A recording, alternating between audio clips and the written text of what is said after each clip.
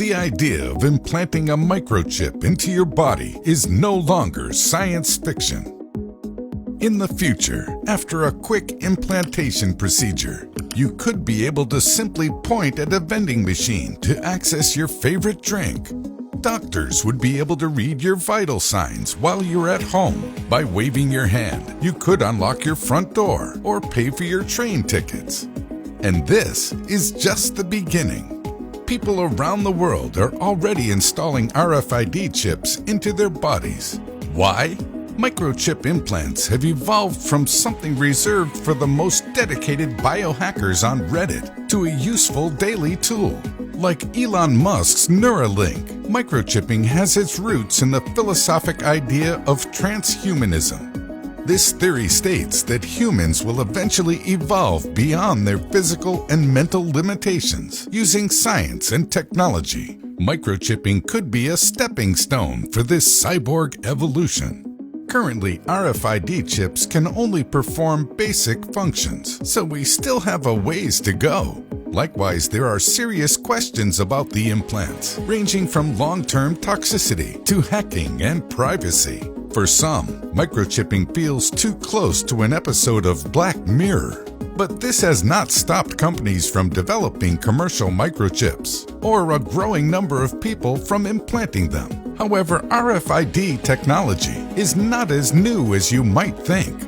But what is an RFID chip? Radio Frequency Identification Technology, or RFID, has been around for decades.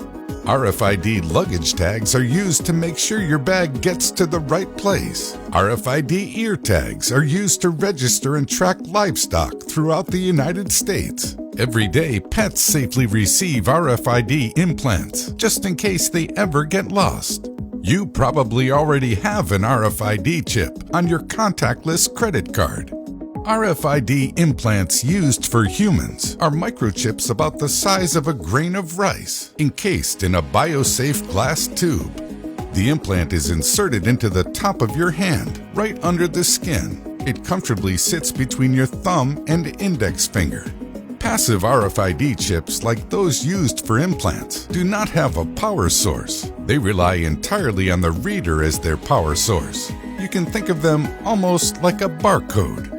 In 1998, British scientist Kevin Warwick, also known as Captain Cyborg, became known as the first human to receive an RFID implant. University of Reading researchers monitored Warwick as he walked through the halls while operating tagged doors, heaters, and lights around the building without ever needing to touch them. Nonetheless, the development and adoption of RFID implants have been slow. In the early 2000s, American companies like Verichip tried to create their own healthcare-oriented microchip implants, only to later realize that 90% of Americans were not comfortable with the technology. The broader concern is that chip technology could be used to track people's movements.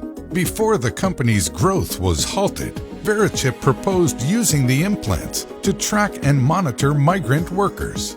It is not hard to imagine that the chips could be abused. RFID chips present a potential security risk too, as it is possible to hack them. And in the long term, there are a lot of questions about toxicity. But there is some good news. A new wave of tech startups is working on safer RFID chips. The tech startup 3 Square Market is developing the next generation of commercial microchip implants. They believe that the benefits of implanting RFID technology into the body far outweigh any potential anxieties about them.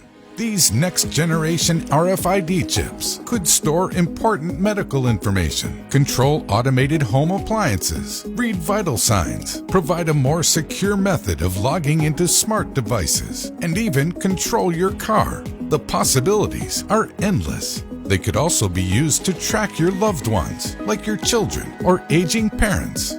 The RFID chips offered by companies like Dangerous Things are programmable, giving users control over the code in the implant. And if this sounds like something you would like to try now, you can buy a chip implant kit directly off their website. In tech-optimist countries like Sweden, a growing amount of residents are already getting microchips implanted under their skin. The interest of implants is moving beyond just a trend. There are growing communities across the internet that are dedicated to RFID implants, and medical companies are investing resources into perfecting them. The only thing preventing widespread adoption is the public's concerns.